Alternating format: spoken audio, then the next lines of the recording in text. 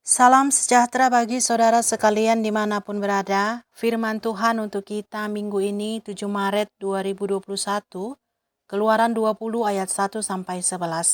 Demikian firman Tuhan. Lalu Allah mengucapkan segala firman ini, Akulah Tuhan Allahmu yang membawa engkau keluar dari tanah Mesir, dari tempat perbudakan. Jangan ada padamu Allah lain di hadapanku, jangan membuat bagimu patung yang menyerupai apapun yang ada di langit di atas, atau yang ada di bumi di bawah, atau yang ada di dalam air di bawah bumi. Jangan sujud menyembah kepadanya, atau beribadah kepadanya. Sebab aku Tuhan Allahmu adalah Allah yang cemburu, yang membalaskan kesalahan bapa kepada anak-anaknya kepada keturunan yang ketiga dan keempat, dari orang-orang yang membenci aku. Tetapi aku menunjukkan kasih setia kepada beribu-ribu orang, yaitu mereka yang mengasihi aku dan yang berpegang pada perintah-perintahku. Jangan menyebut nama Tuhan Allahmu dengan sembarangan, sebab Tuhan akan memandang bersalah orang yang menyebut namanya dengan sembarangan. Ingatlah dan kuduskanlah hari Sabat. 6 hari lamanya engkau akan bekerja dan melakukan segala pekerjaanmu. Tetapi hari ketujuh adalah hari Sabat Tuhan Allahmu.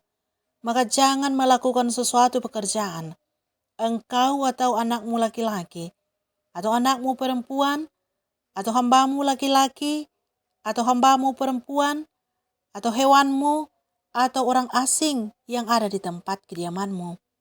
Sebab 6 hari lamanya Tuhan Allah menjadikan langit dan bumi, laut dan segala isinya.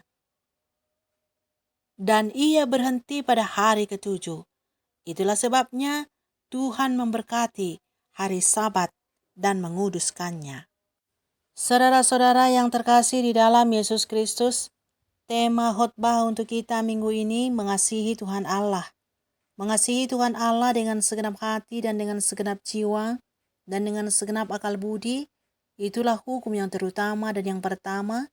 Dan hukum yang kedua yang sama dengan itu, ialah mengasihi sesama manusia seperti diri sendiri. Dan kepada dua hukum inilah tergantung seluruh hukum Taurat dan kitab para nabi. Lihat Matius 22 ayat 37-40. Kedua hukum ini harus dilakukan. Tidak boleh melakukan bagian hukum yang terutama, lalu mengabaikan hukum yang kedua yang sama dengan itu, atau sebaliknya. Tidak sedikit orang Kristen yang keliru memahami hukum-hukum Allah, yang hanya melakukan satu bagian saja dan mengabaikan yang lainnya. Umpamanya, rajin ke gereja, memberikan persembahan persepuluhan setiap bulannya, dan memberikan persembahan-persembahan lainnya. Rajin berdoa pagi, siang, dan malam, tetapi mengabaikan saudaranya yang berkekurangan. Tidak mau menolong, bahkan tidak memperhatikan ibu bapanya yang sudah tua, demi untuk memberi persembahan kepada Tuhan. Ia tidak berbelas kasih. Jangankan berbagi harta, ia membenci saudaranya dan menaruh cemburu kepada sesamanya. Dia berpikir bahwa ia berkenan kepada Tuhan karena ia tekun berdoa, rajin ke gereja, dan memberi persembahan. Orang seperti ini keliru memahami kehendak Tuhan. Dan jika ada yang berlaku seperti ini, baiklah bertobat. Sebab orang yang seperti ini dipandang bersalah oleh Tuhan Allah. Dan tidak sedikit pula orang Kristen kebalikan dari yang pertama ini. Dia rajin membantu orang yang berkesusahan. Setiap kali orang mengundangnya ke pestanya, ia selalu hadir. Ia tidak mencuri dan ia tidak mencelakakan sesama. Tetapi dia tidak datang ke rumah Tuhan dan tidak memberi persembahan kepada Tuhan. Dia berkata, untuk apalah ke gereja? Di gereja banyak orang-orang munafik, orang-orang yang kelakuannya jahat, pencuri dan pembohong. Lebih baik tidak usah ke gereja, tetapi tidak berbuat jahat kepada sesama. Orang yang seperti ini adalah orang yang sangat keliru, orang yang kurang pengetahuan tentang hukum-hukum Allah. Sebab dia tidak mengetahui bahwa ada yang terutama yang harus dilakukan, yakni mengasihi Tuhan Allah.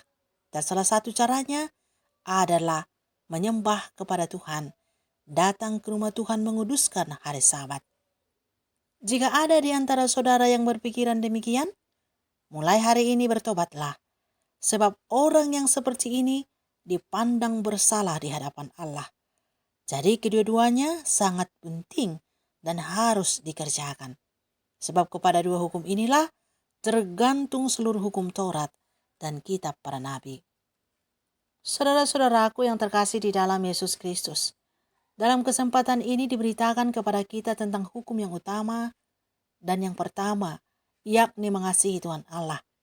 Dalam nas khotbah disebutkan bahwa Tuhan Allah itu adalah Allah yang cemburu dan tidak boleh ada Allah yang lain di hadapannya. Artinya, dialah Allah yang harus disembah.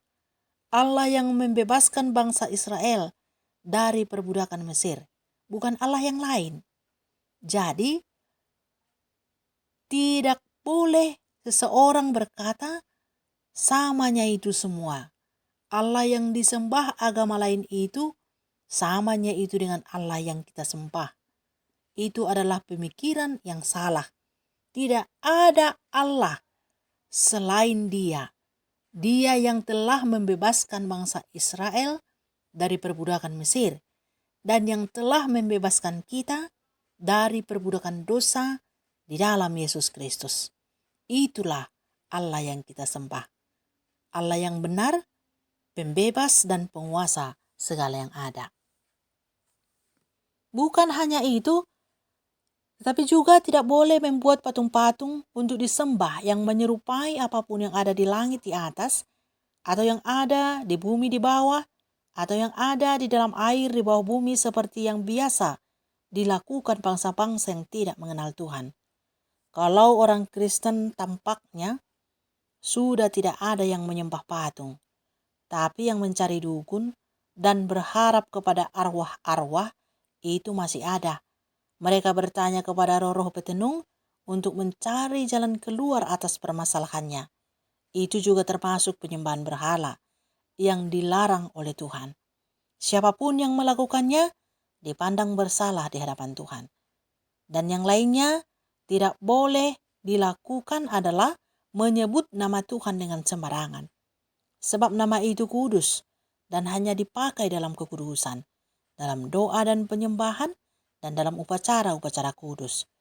Jadi siapa yang selama ini memakainya dengan sembarangan, umpamanya bersumpah atau menyumpahi orang, atau menyebut nama Tuhan untuk tujuan yang tidak kudus, jangan lagi melakukannya.